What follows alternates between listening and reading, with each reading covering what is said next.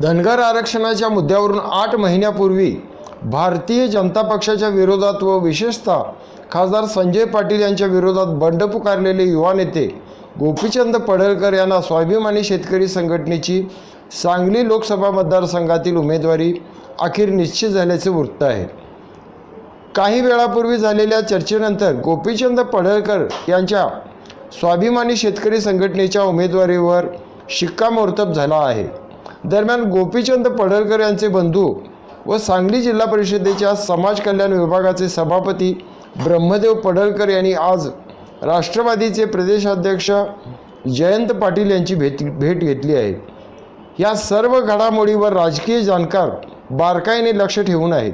दरम्यान सतत क्षणाक्षणांना बदलणाऱ्या राजकीय घटनांमुळे सांगली लोकसभा मतदारसंघाच्या लढतीबाबत उत्कंठा वाढतच चालली आहे।